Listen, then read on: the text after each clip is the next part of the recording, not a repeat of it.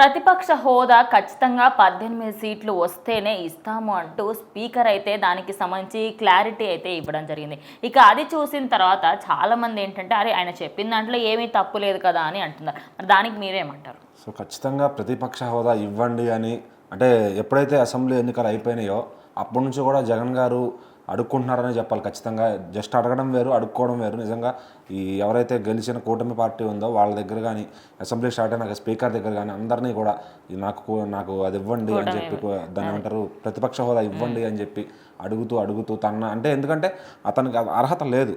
So అది ముందుగా మన దగ్గర పెట్టుకున్న రూల్స్ ప్రకారం అన్ని సీట్లు మినిమం 18 సీట్లు 175కి ఆ పర్సంటేజ్ ఆఫ్ 10% సీట్లు వస్తేనే ఇస్తారనమాట. పోనీ ఒక సీట్ అటు ఇటు వచ్చినా తిని అడుగుతున్నాడంటే తప్పు ఉండదు. మరీ 11 సీట్లతో ఈయన అడగడం కూడా కరెక్ట్ కాదు. వాళ్ళు ఇచ్చేదానికి కూడా స్కోప్ లేదు. సో మన పవన్ కళ్యాణ్ గారు కూడా అదే చెప్పారు, నీకు ఇట్లా ఓట్ పర్సంటేజ్ ప్రకారం కావాలి అంటే కనుక జర్మనీ వెళ్ళిపో, అక్కడ ఇస్తారు అని చెప్పి.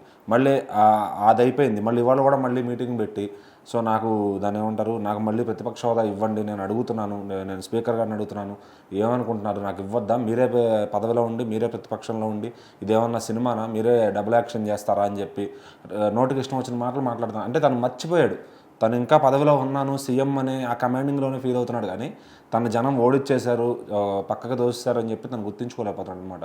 సో ఆ విధంగా ఇప్పుడు జగన్మోహన్ రెడ్డి ఎన్నిసార్లు అడిగినా కూడా ఈ 5 ఏళ్ళు తనకు ప్రతిపక్ష హోదా రాదు. ఒకవేళ ఈ కూటమి నాయకులు వాళ్ళు బిచ్చం కింద ఓకేరా బాబు నువ్వు ఉండు, నేను నష్టభరించలేకపోతున్నావు అని చెప్పి వాళ్ళు అక్కడికి స్పీకర్ గారు ఫస్ట్ సీట్ ఇస్తామని చెప్పారు, దానికి ఒప్పుకున్నారు.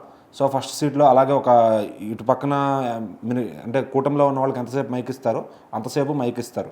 సో అన్ని కండిషన్స్ మీద కూడా తను రాకపోతే ఇంకెవరు తప్పు. ఆల్రెడీ అసెంబ్లీ రోజు జరుగుతుంది, మొదలైన ఒక రోజు వచ్చి మిగిలిన రోజు రాలేదంటే ఏమనుకోవాలి? నీకు అంత అహంకారం అంత బలుపు ఉన్నప్పుడు జగన్ రెడ్డి మరి నీకెందుకు ఇస్తారు ప్రతిపక్ష హోదా? పోనీ ఇచ్చిన రూల్స్తో నువ్వు తీసుకున్నావా అంటే అది లేదు. సో ఈ 5 ఏళ్ళు కాదు, నీకు ఇంకొక 15 ఏళ్ళైనా నాకు తెలిసి నెక్స్ట్ టర్మ్ ఓడిపోతే ఇంకా రాజకీయాల్లో కూడా ఉండడు. ఇప్పుడు ప్రతిపక్షంలో లేడు, ఈసారి నెక్స్ట్ పార్టీ ఉండదు, రాజకీయాల్లోనే ఉండడు. సో మరి నోరు అదుపులో పెట్టుకుని వాళ్ళు చెప్పిన రూల్స్ ప్రకారం నడుచుకుని నువ్వు జనాల్లో మెప్పు పొంది మళ్ళీ గెలిస్తే నువ్వు అనుకున్న డిక్టేషన్షిప్ చేయొచ్చు. అంతవరకు కూడా వీళ్ళు చెప్పినట్టే వీళ్ళ కాళ్ళ కింద పడి ఉండాల్సిందే.